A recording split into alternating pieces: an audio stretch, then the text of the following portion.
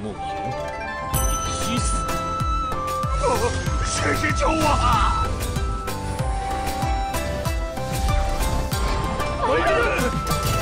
Yo, halo lurku semuanya. Gimana nih kabarnya lur? Semoga dalam keadaan sehat dan mood yang baik-baik aja ya lur ya. Jadi kali ini kita bakalan ngelanjutin Donghua series yaitu Supreme God Emperor. Dan buat teman-teman yang mungkin baru gabung, Mimin saranin untuk nonton bagian sebelumnya dulu. Linknya ada di deskripsi. So, sebelum kita lanjut, boleh lah ya untuk di subscribe tipis-tipis agar kalian tidak ketinggalan video-video berikutnya. Oke, nggak usah berlama-lama lagi, siapkan kopi, luruskan kaki, hormati gurumu, sayangi temanmu, cintai pacarmu, itulah tandanya kita masuk ke intro, let's go!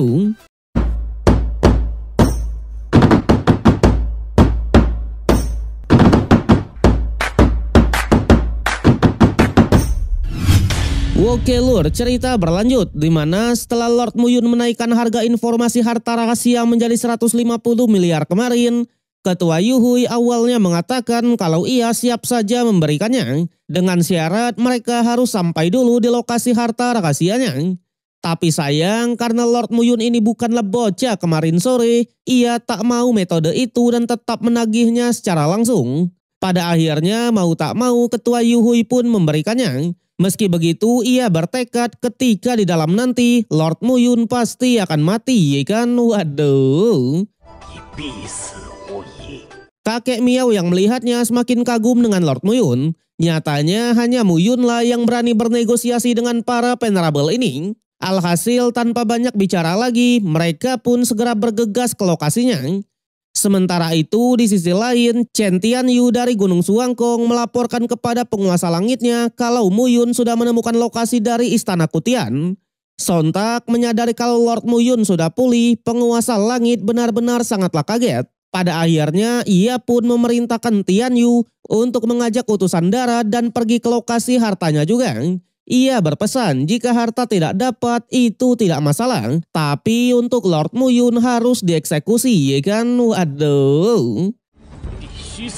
Kembali ke Lord Muyun, di sana setibanya di lokasi, ia pun langsung mengajak semuanya untuk masuk ke dalam air. Nyatanya istana tersebut tersembunyi di bawah sana. Tapi tepat ketika mereka masuk ke dalam, pasukan Gunung Suangkong beneran mengikuti. Kali ini dipimpin langsung oleh utusan dara yang bernama Wusing. Namun sialnya Lord Muyun sudah mengantisipasi dan mengajak semuanya untuk keluar lagi. Tentunya karena ada sekelompok orang yang ingin memanfaatkan keadaan, mereka tak akan membiarkannya begitu saja. Sementara Lord Muyun sendiri langsung menanyakan bagaimana kabar dari Yanlang, yang ternyata penguasa langit kemarin adalah Yanlang ya lur ya. Dan oleh sebab itulah kenapa ia kaget mendengar Lord Muyun yang sudah pulih. Di sana Wusing pun mengancam jika penguasanya sudah keluar nanti, Muyun pasti akan mati. Namun sayang semua pasukan juga tidaklah diam begitu saja. Di saat yang sama mereka pun langsung menyerbu dan menghabisi semua pasukan musuh. Tapi untuk Wusing ia masih sempat menggunakan teknik pelarian darah untuk melarikan diri. Sontak Lord Muyun yang melihatnya hanya bisa geleng kepala.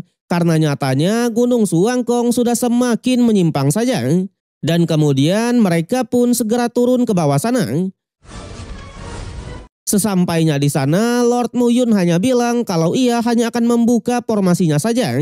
Sedangkan untuk masuk ke dalam istana, ia tak tahu sama sekali. Mendengar itu, Ketua Yuhui pun sangatlah marah dan merasa sudah ditipu. Tapi Ketua Iblis menegaskan kalau Lord Muyun hanya menjual lokasi saja bukan cara masuknya. Jadi Lord kita ini tidaklah menipu sama sekali, ya kan?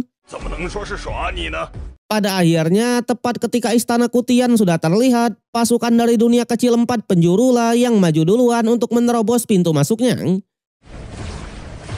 Yang tanpa diduga dengan kerja sama yang epik, mereka beneran bisa masuk ke sana.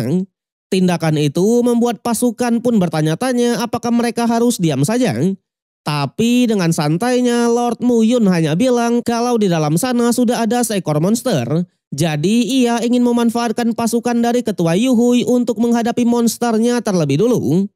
Pada akhirnya tepat setelah beberapa teriakan keluar dari pintu masuk, Lord Muyun dan kawan-kawan akhirnya masuk juga. Di sanalah mereka pun hanya tertawa tipis melihat pasukan dari ketua Yuhui yang malah mati-matian menahan amukan monster. Bahkan Lord Muyun sampai berterima kasih atas kerja keras mereka semua ya lur ya. Waduh. Jelas dengan begini mereka bisa menerobos masuk ke dalam istananya lebih dalam. Tapi Bayren yang melihatnya benar-benar sangatlah marah dan mencoba menyerang Lord Muyun terlebih dulu. Tapi sayang monster tersebutlah yang tidak membiarkannya. Sehingga Bayren pun harus menjadi orang pertama yang meninggoy di tangan dari monsternya. Namun meskipun begitu, ketua Yuhui juga tak mau kalah dan tetap mencoba untuk melawan. Sementara untuk pasukan dari Lord Muyun, mereka pun akhirnya tiba di depan sebuah pintu. Di sanalah wanita suci pun mengatakan kalau monster itu adalah monster peri muda, di mana semua orang di sini tak akan ada yang bisa mengalahkannya. Tapi untungnya monster tersebut masih kekanak-kanakan sehingga ia tak akan membunuh pasukan Muyun. Mendengar pengetahuan itu, Yekyu sebagai lakinya benar-benar sangatlah kagum. Namun wanita suci yang memang agresif malah langsung menciumnya di depan King Pak Boy kita, ikan waduh. Barulah setelah itu Lord Muyun pun mengajak mereka semua ke dalam sebuah portal. Tapi jelas para pasukan dari ketua Yuhui yang melihatnya juga bergegas ikut ke dalam. Setibanya di dalam terdapat banyak sekali retakan ruang, membuat mereka pun memutuskan untuk berpisah. Di sana untuk Lord Muyun sendiri, ia tiba di sebuah ruangan yang terdapat sebuah peti yang besar. Di mana setelah diperiksa oleh Rojusian yang sekarang sudah menjadi kura-kura, ia pun bilang kalau ini adalah sebuah harta, tak lain dan tak bukan adalah zira emas tempurung kura-kura. Zira ini terbuat dari tempurung tengah seekor kura-kura hitam, di mana begitu memakainya bisa meningkatkan pertahanan tubuh, bahkan dapat menahan serangan dari seseorang di ranah atas. Lord Muyun yang mendengarnya langsung menyadari karena harta ini sangatlah hebat, berarti pasti ada sebuah formasi pelindung. Dan benar saja di balik peti tersebut memang ada formasi yang melindunginya.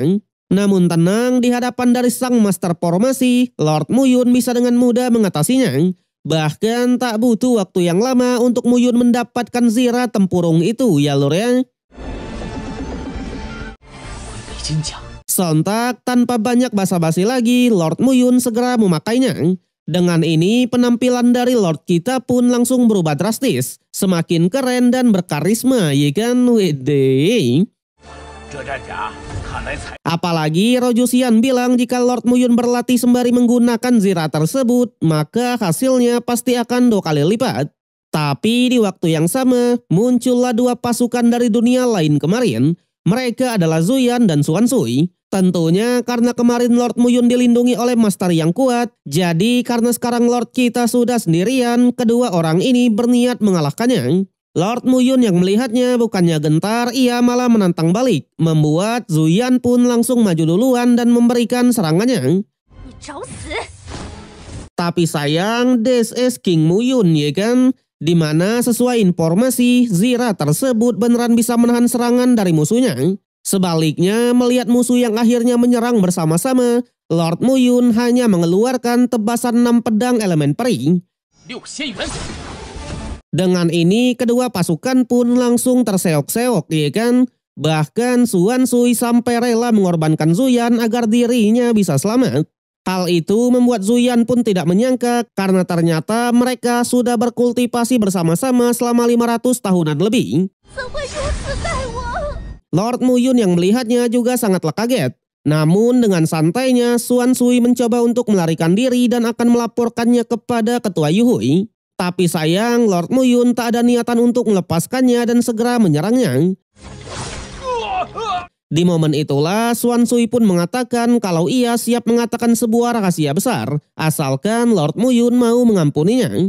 Namun sayang Lord Muyun sudah tak mau berbelas kasih dan langsung mengeksekusinya di tempat itu. Tapi baru saja selesai masalah, tiba-tiba Mohan malah menghampirinya dengan membawa monster di depan tadi ya lor ya. Waduh. Namun sayang episode yang kali ini harus berakhir sampai di sini. So, bagaimanakah kelanjutan dari Lord Muyun? Apakah di part berikutnya ia bisa mendapatkan harta berharga lagi? Kita nantikan aja ya kan? So, kalau kalian suka dengan konten ini, jangan lupa kasih jempolnya, kasih hype-nya, subscribe biar nggak ketinggalan update, dan share ke berbagai platform untuk memajukan channel tercinta ini, ya kan? Oke lah, gua Rian pamit undur diri, sampai jumpa di konten berikutnya. Arigatou. arigatou.